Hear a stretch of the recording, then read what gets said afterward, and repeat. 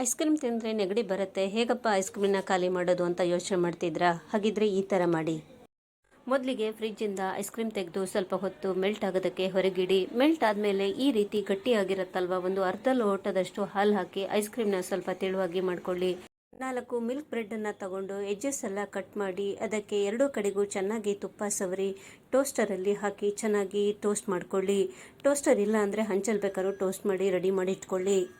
Bread toast ready ಆದಮೇಲೆ ಅದನ್ನು cut ಮಾಡಿ ಚಿಕ್ಕ ಚಿಕ್ಕ ಪೀಸ್ಗಳನ್ನಾಗಿ ಮಾಡಿಕೊಳ್ಳಿ. ಅದಾದಮೇಲೆ ಒಂದು ಅಗಲವಾದ ಕಂಟೈನರು ಅಥವಾ ಟ್ರೇನ ತೆಗೆದುಕೊಂಡು ಕಟ್ ಮಾಡಿ ಇಟ್ಕೊಂಡಿರೋ ಬ್ರೆಡ್ ಪೀಸಸನ್ನು ಲೈನಾಗಿ ಜೋಡಿಸ್ಕೊಳ್ಳಿ. ಅದ್ರ ಮೇಲೆ ನೀವು ಕರಗಿಸಿರೋ ಐಸ್ ಕ್ರೀಮನ್ನು ಒಂದು ಲೇಯರು ಚೆನ್ನಾಗಿ ತಿಕ್ಕಾಗಿ ಹಾಕ್ಕೊಳ್ಳಿ. ಅದ್ರ ಮೇಲೆ ಕಟ್ ಮಾಡಿ ಇಟ್ಕೊಂಡಿರೋ ಡ್ರೈ ಫ್ರೂಟ್ಸು, ಬಾದಾಮಿ, ಪಿಸ್ತಾ, ಟೂಟಿ ಫ್ರೂಟಿ, ಮೇಲೆ ಸ್ವಲ್ಪ ಏಲಕ್ಕಿ ಪುಡಿ ಎಲ್ಲನೂ ಹಾಕ್ಕೊಳ್ಳಿ.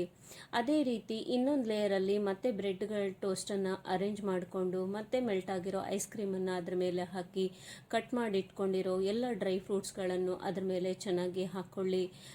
ಕೊನೆಗೆ ಸ್ವಲ್ಪ ಏಲಕ್ಕಿ ಪುಡಿನೂ ಹಾಕ್ಕೊಳ್ಳಿ. ಇದ್ರ ಮೇಲೆ ಬೇಕಂದರೆ ನೀವು ಫ್ರೆಶ್ ಫ್ರೂಟ್ಸನ್ನು ಹಾಕ್ಕೋಬೋದು.